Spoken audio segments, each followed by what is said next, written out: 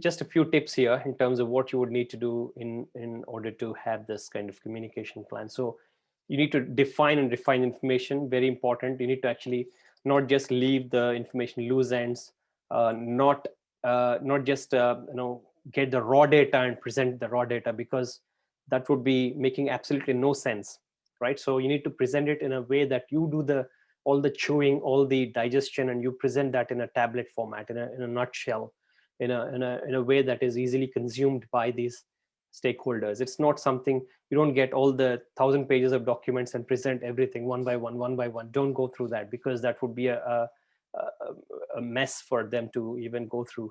You don't have to really do that. So you need to do the refinement. You need to do the congestion. You need to do the compression of that data, condensation of that into a format of nuggets and snippets that can be consumed by them easily.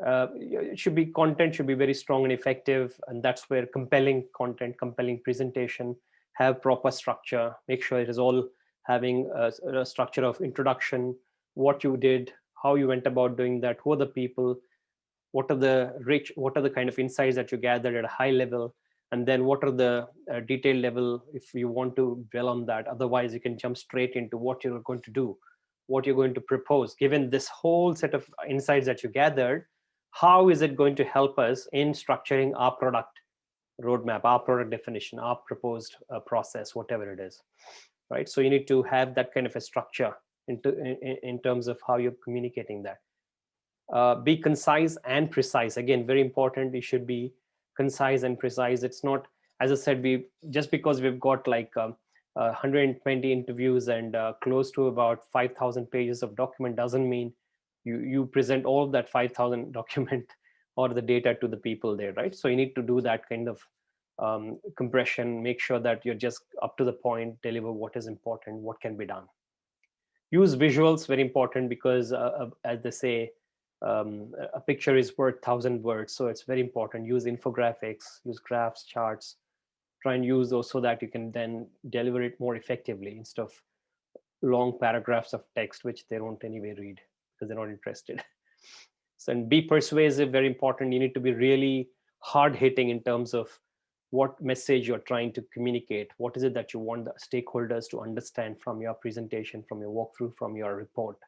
It should be straightforward, impactful, making sense to them, and say, yeah, aha, yeah, I got it now. So this is what we should do. This is very important, very interesting. Why do they think like that? So this is the kind of thing that they might, you need to excite them. You need to kind of give them information in a way that they are surprised, they're excited, they may be shocked if they're not heard the bad news or the bad side of things from the customer's point of view, the feedback. They might be really excited, elated, depending on how people feel about their product usage. Very nice, great usage, great experience.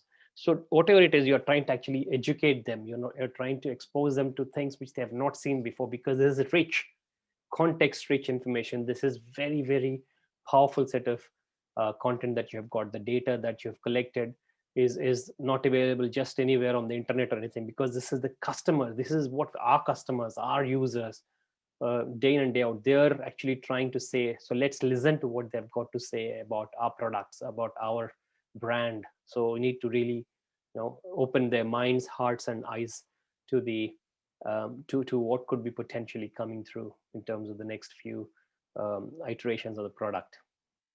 And then obviously, once you have got that, all of this captured their attention and made sure you've got the point across, then you close it with some very powerful message in terms of what is the call to action, what should be the next step, what is the next action point